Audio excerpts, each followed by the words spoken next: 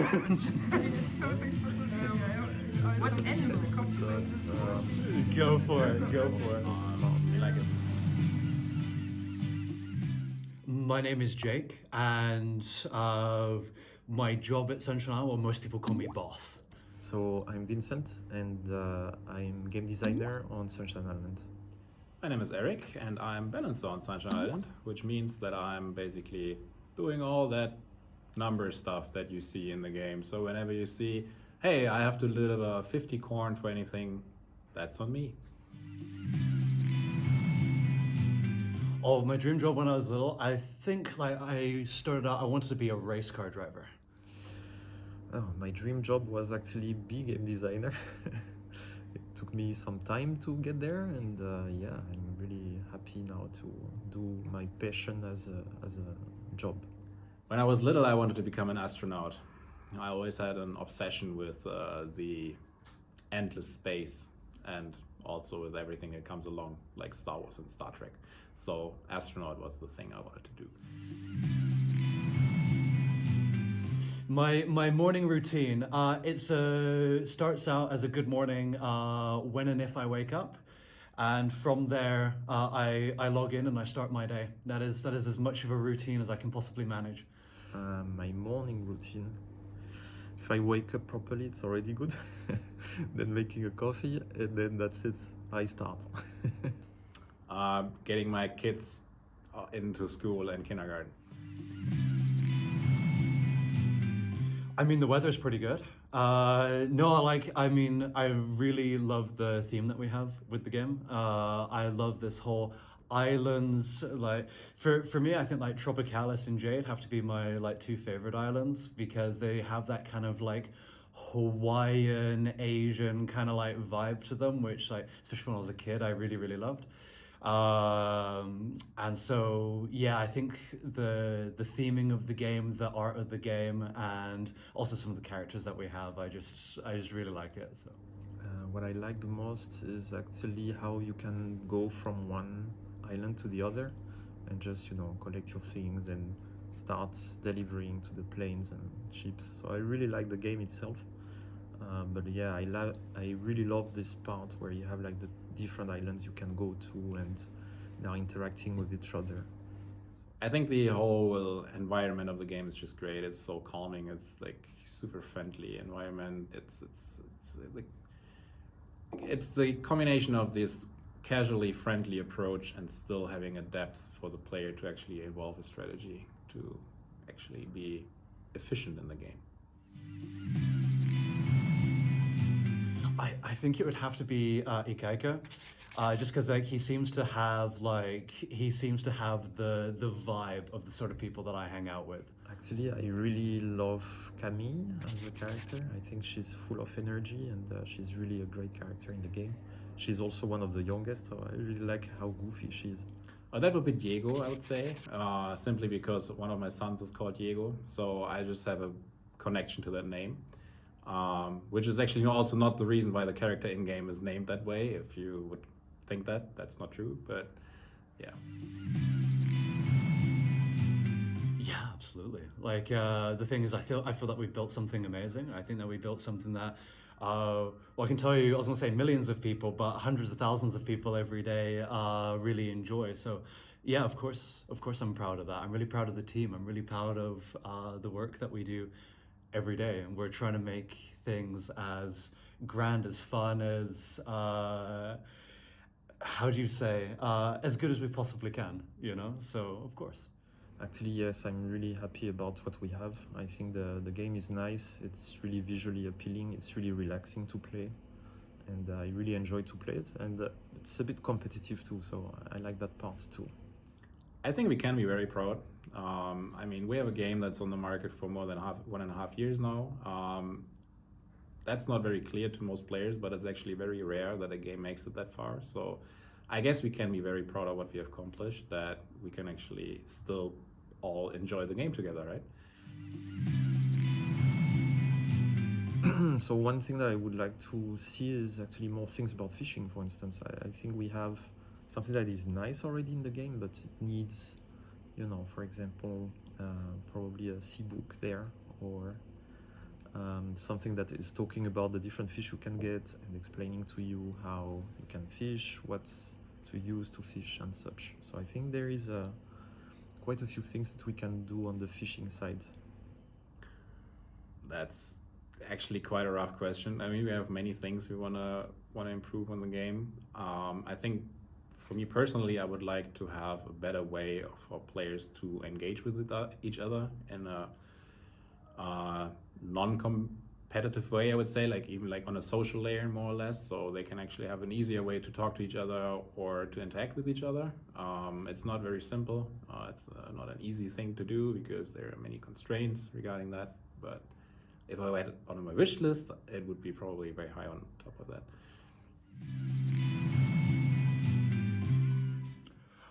Yes, I do, but I'm completely anonymous on there, so you'll never know who I am. I could be your friend, I could be your neighbor, I could even be your dad. Like, seriously. I mean, you know, I pull off the mask, you know, you're there, you're at your wedding, you know, I'm handing you off, suddenly pull off, it's me. It's like, you just never know. You'll never know. You'll never find me. Yes, I do. Sometimes it's hard to read, depending, but there are also lots of very, very good feedback, and I always enjoy to see how people is engaged with the game and enjoy playing. Also, I like to see some feedback there, so I'm a bit curious about it. I mostly go to Facebook though. I don't really use Discord. Oh yeah, I do. I'm most likely only lurking around on Discord, to be fair. I even wrote once or twice some things here and there in secrecy. But yeah, I also participated. I'm one of those who actually also What's the Truth? I don't know if you remember that game that our community management was doing a while back. So I was one of those. And I was really curious reading every guess and the answers that you brought up. Yeah.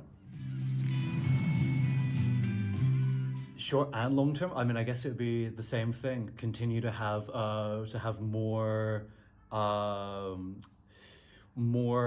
happy players who enjoy our game, make the game into the best thing that it can possibly be. What exactly that's going to end up looking like, who knows? We have some good ideas. I have a lot of good ideas. Whether the community will reciprocate or whether we will end up doing something completely different, go for something completely crazy, who's to say at this point? Our short-term goals is that we make it more appealing for new players, that we get a bigger player base so they enjoy the early game, they get engaged more, also that those players who have been long in the game find more people to play with, so they have an easier time of filling up their guilds with enough members. Yeah, and long term, I guess I said it multiple times, the engagement in general, the fun and more things to do in game. It ebbs and it flows. We have people who come in to work on the game and then they go and work on other things. We have people who are constantly working on the game. But I would say around 25 people, 25 people are what you can expect at any given time to be working on Sunshine Island. Most of those being like consistently on the project. So for the app part, we are using Unity and C#. And for the server part, the backend, we are using Java. They are all based off of the developers of our game. So like it was really hard, but we actually finally hired a mermaid. So that made the development of one of our characters. Oh, I shouldn't spoil that too much because that gets revealed later and part of their story. But yeah, that made writing that character just way easier. Actually, it was kind of a process that we had at the beginning, but yeah, mostly all designers worked on having the characters in, so there is a bit of everyone in there. And currently we are still discovering the different traits of our own characters. for sure, at some point we will create more projects. We've recently released some changes to existing projects. We will continue doing so. That's also again coming back to the number stuff that I'm doing, right? So, but I'm 100% confident that we at some point will add more projects to the game, but we will do it on a slowly but steady way, because overdoing it won't serve the cause as well.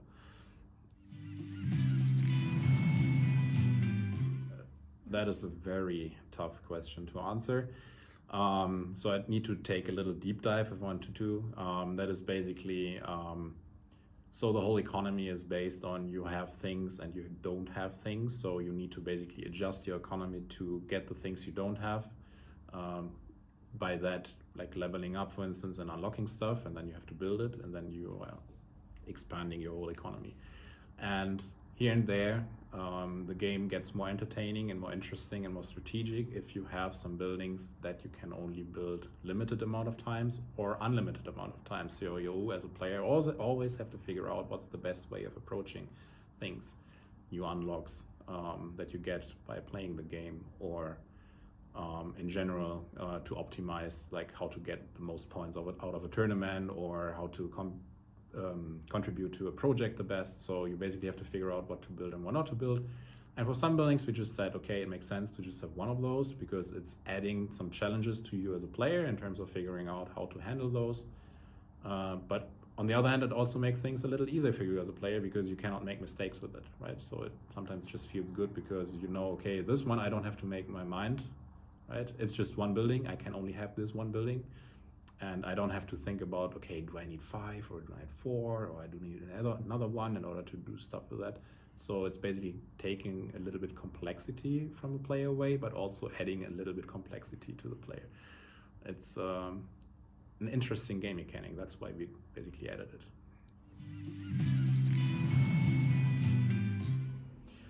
Yes, that's the short version. But we need to really have our precious devs working on other things before, because it's a very consuming feature to have in the game at that stage. But it's something that we really want to have at some point, yes. Trading is always coming with a risk in terms of you can abuse it. You can just like bot it and create multiple thousands of accounts and just use the trading to your own good. That has been seen in many other games before. So that is something, one of the big reasons why we do not consider it right now. And also we don't feel it's necessary. Like we have the helping option in game where you can help each other on the order boards, on the plane and the ship. And we feel that this is suffice for now, at least. For now, it's not planned. Again, it's something that we could have later on, but it was more important for us to have the make all button currently because it's where you launch everything. For the collection, it's something that we have to see. First of all, imagine it would be so easy to expand your island to the limitless ways. It would be a boring game, right? So we need to set some goals. We need to get you enthusiastic, and we need to have basically something that you can enjoy, that you can be happy about when you reach it, right? So expanding your islands is something that is part of that, right? So you get a lot of dopamine if you reach it, right? So that's great. And that is also the hammer part. Yeah, I mean, there are a couple of materials in game, and usually it's 2 per thing, right? So for the building upgrades, you need hammers and nails, and one of them will always be short, be it either the nails or the hammers. Right now it's the hammers. It used to be nails before. I mean, just watch out, maybe it changes at some point again, but there's no way of getting this into a balance that it's always the same, and you will never have a shortage of either of those. Also, what would the fun be if you just have everything, right? Come on, it's boring.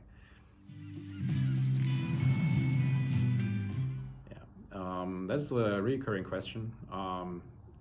So the main reason is basically that the balancing of the tournaments, like who you get matched with, is not based on player level at all.